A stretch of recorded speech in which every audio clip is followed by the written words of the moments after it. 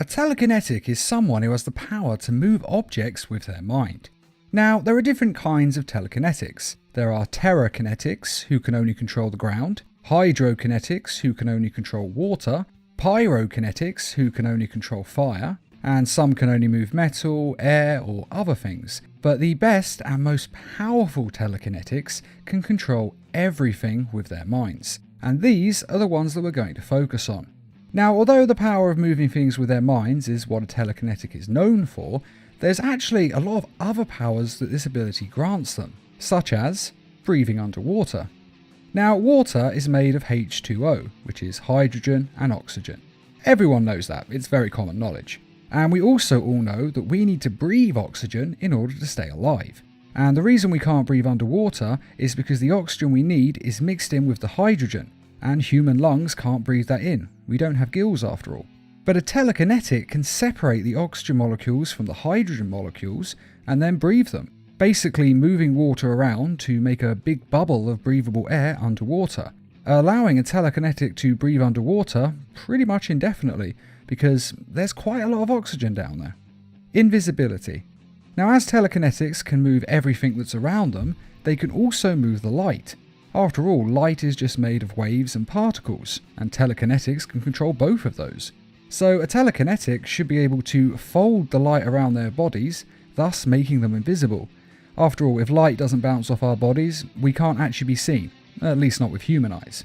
Of course, the person making themselves invisible would also be blind, because if there's no light hitting their eyes, they won't be able to see, as we need light to refract off our eyes in order to see. We're only human at the end of the day. But they could still use their telekinesis to feel the world around them, kind of like a radar. So being blind probably wouldn't be that much of an obstacle for them. And besides, even if a person did turn blind when they turned invisible, well, still got plenty of uses. Yeah, it's a huge drawback, but there's still plenty of uses for it. Omnipresence. Now, as I said, a telekinetic can use their powers to feel the world around them, like having a little radar. It's basically like having hundreds of hands all around their body that can reach around and feel everything around them, giving them a feel for the whole of the room. This is of course on top of their normal senses, and it would give a telekinetic a kind of omnipresence all around them at all times, because they would always know what's going on, meaning that no one would be able to sneak up on them or surprise them. Although I imagine this would take a lot of practice to use every single day. I mean, using it every now and then, sure, people could learn. But having it going constantly all day so you know what's around you, well, that would be difficult, but not impossible to learn. And if omnipresence does sound a little bit confusing to you, don't worry, just think of it as spider sense, because that's essentially what it is, which would be very useful. I mean, how many people do we hear about that die in accidents? I mean, we all make that same joke of, well, you might as well do whatever you want, you might get hit by a bus tomorrow. And the reason you get hit by a bus is because you don't see it coming.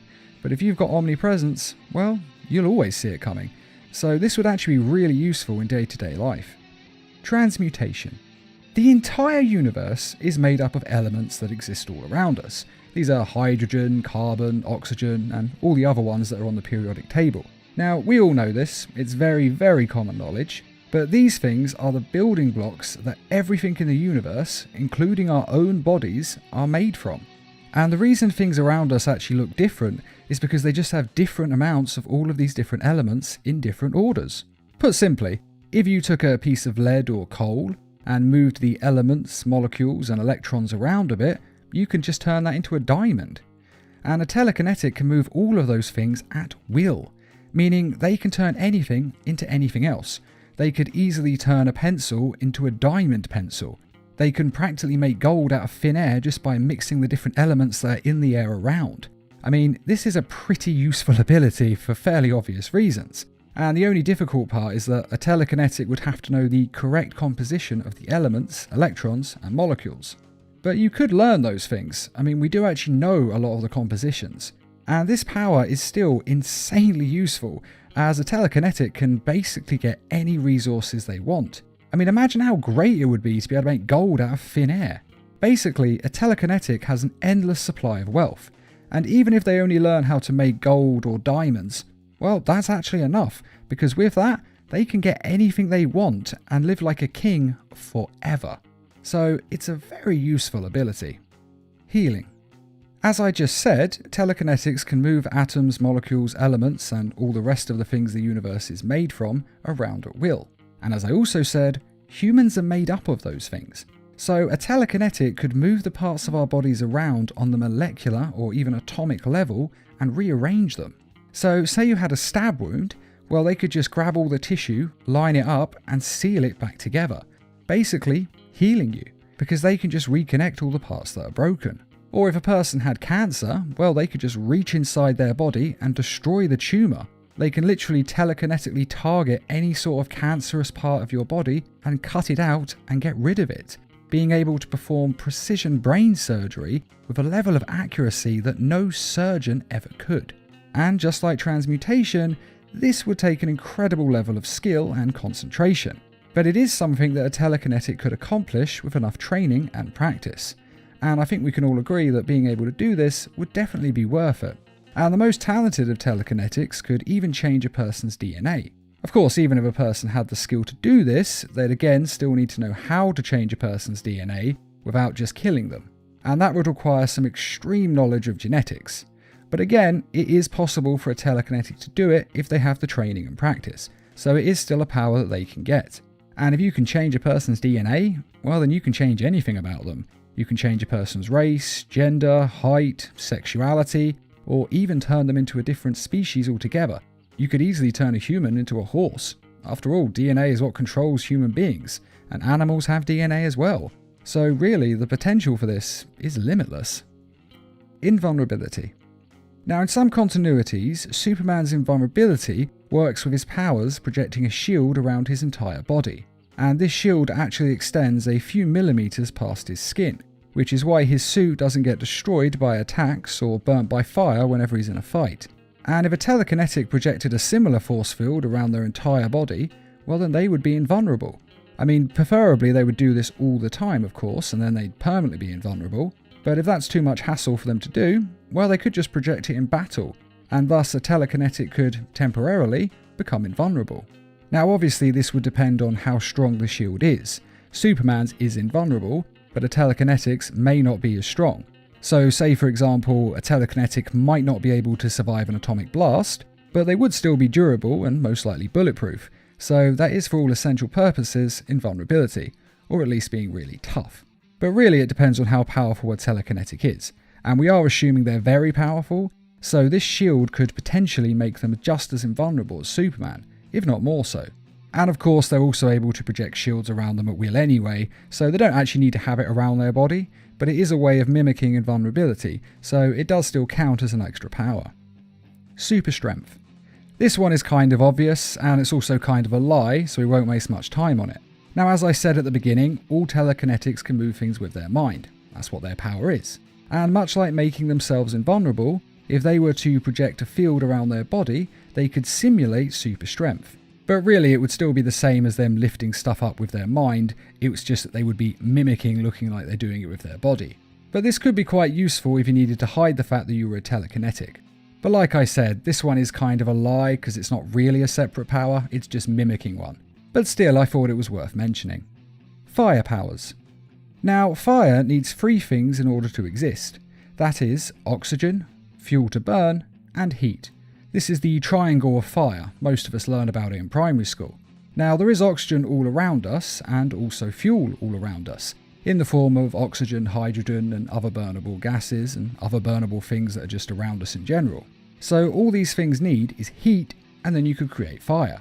And since a telekinetic can create heat whenever they want, they can basically create fire powers, setting fire to anything around them, or just creating blasts of firepower, much like the Human Torch does, by igniting all the elements that are in the air.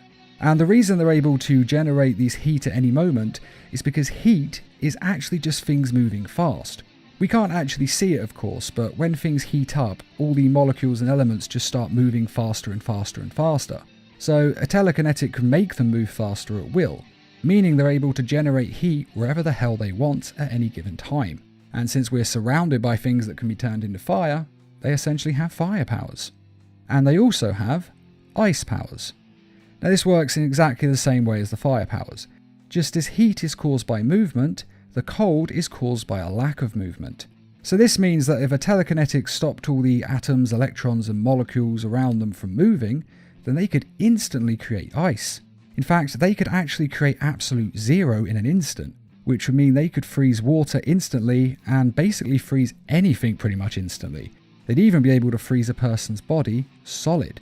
In fact, they might be able to freeze it faster than absolute zero, because if you stopped everything from moving inside a person's body, it would instantly turn to ice. So this is an extremely dangerous power to have, but like most of the powers on this list, it would be very difficult to do. Fire and ice would both require extreme amounts of concentration and practice.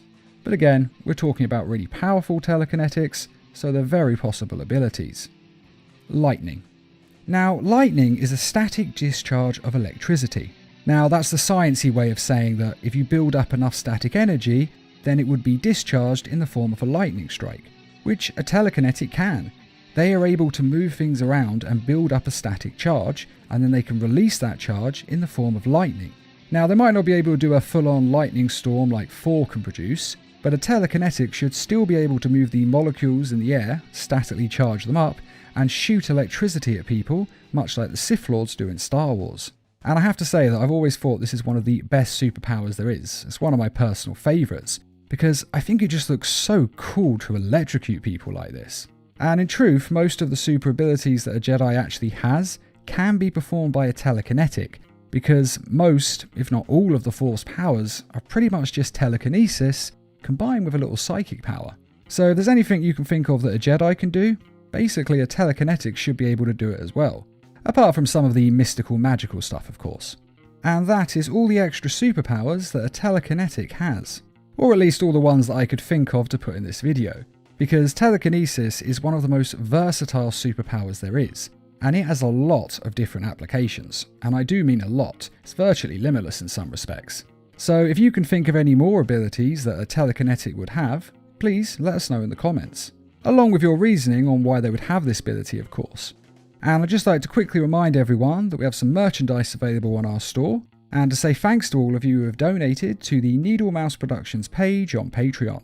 And as always, thanks for watching, and feel free to subscribe, share, like, and comment.